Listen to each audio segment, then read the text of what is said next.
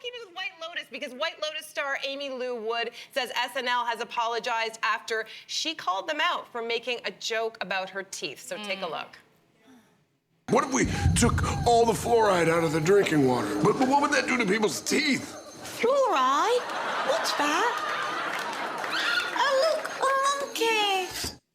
Okay, so Aimee called that mean and unfunny, and SNL has since apologized. But did this cross a line in terms of comedy? Well, this is so interesting. Not a single laugh from the audience. Yeah. Wow, because when it played out live, it was the moment that the live audience laughed at the most. Oh. So you could just hear them laughing. And so I have no idea, because those two things don't go together. Like, because does this cross a line with humor?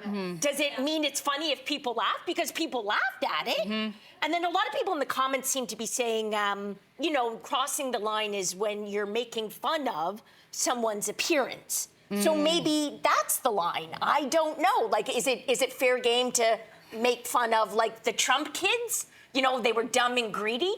To be honest, I laughed at it all. And I think the only thing I can conclude is what's unfunny, and that's telling me someone telling me or dictating to me that's not funny or that is funny. Oh, interesting. You know what I mean? Okay. Interesting. Yeah. What do you think? I mean, I really thought the whole sketch as a whole was extraordinarily funny and clever. You kind of have to see it, and you kind of have to be watching the White Lotus, I think. I think they did a spin. It was called the White POTUS, okay? And it was basically Donald Trump was playing the character of the dad. If you've seen the show, it's like, anyway, you kind of have to watch the whole thing in context. Of the sketch, I thought this part was the least funny. Okay. I will say, I felt it was punching down. It was sort of an obvious thing, and I think that's what her criticism is too.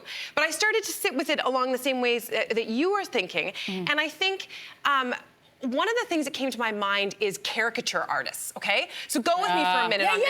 You know when you go like out on the street, the park, whatever, and there's a caricature artist, they will specifically choose whatever aspect of you physically is the most obvious, and they'll exaggerate it for humor. Right. And I feel like in this case, a great analogy. that's what they were trying to do. It's just that it felt a little mean-spirited as opposed to celebratory, which I think is what the caricature artist does. So I think it's also because she's a young woman. Also, we feel bad for her because we know that this is going to hurt her feelings. Because that show is notorious for making fun of everybody. Right. Men, women, young, old, and it's because they're talking about you because something's happening. You're in pop culture, and this is the reason why your sketch is on the show. So if I were her, I would just laugh all the way to the bank with my teeth, because I'm like, you know what? She was the most memorable part of that entire third season of the show. I know that she's been working for a very long time, and to me, that show kind of launched her in a way I'm like, I expect to see her everywhere. So you know what? If they're making fun of you, I think you almost gotta take it as like, I've made it, because you guys of all the people to make fun of. You made it to SNL. You made it to SNL, so it's like the joke's on everybody else. This means everybody knows who I am. I've gone from being a character actor where no one remembered my name, and now everybody knows who I am.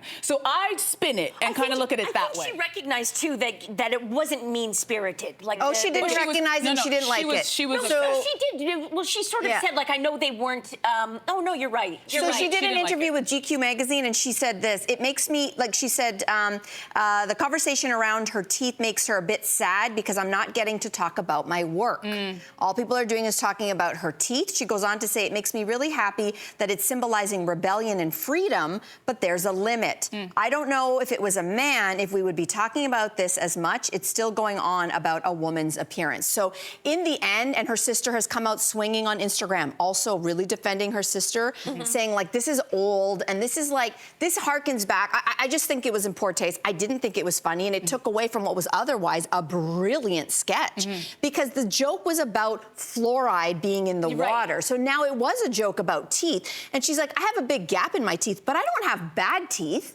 So the joke's not even funny. It's not even about the thing that you think is supposed to be funny. But then how do you explain so many people laughing at it? Like, I want to get back to that, because I find it very interesting. I think it's like humor is going in class. Maybe it's the times where everybody has veneers. We're accustomed to seeing perfect smiles all the time. So now anybody who doesn't have that smile, then we're like, look at that person. And it's like, maybe that's what we're reacting to, because we're not accustomed to seeing people with natural faces and bodies and boobs anymore. And she's a regular person. She looks like a normal person. Yeah. So maybe that's what it is. But is it also, are we skirting around an issue? Like, they poked so much fun at the Trump children. Like, they were, like, dumb of the earth. They were greedy. Sarah Palin And is as it well? because, like, let's be honest, we don't like them. We're not supporting of them, so it's easier to laugh at? No, I think it is the phenomenon that everybody's talking about, which is punching up versus punching down. To me, what makes really smart comedy is when you are able to poke fun of the people who have the most money and the most power. That is punching up. But when you feel like you're picking on somebody, why does it feel like it's picking? It's because you're punching down. She doesn't have a lot of power. She's she's an actress trying to make it in Hollywood. Those children were born into the lap of luxury to a tyrannical, psychopathic dictator. Yeah. I don't feel bad. But And they're not trying to stop them. I know, but isn't it still interesting that people laughed? It got the biggest laugh of that whole sketch. Yeah, well, let's unpack that, yeah. Another time. Another time, because we've run out of time. That's what I'm interested. It's true, it is. Hey, you, come a bit closer. We've got so many more must-see interviews, spicy debates, lifestyle tips, and pop culture moments. So subscribe to our channel by tapping the logo below and don't miss out.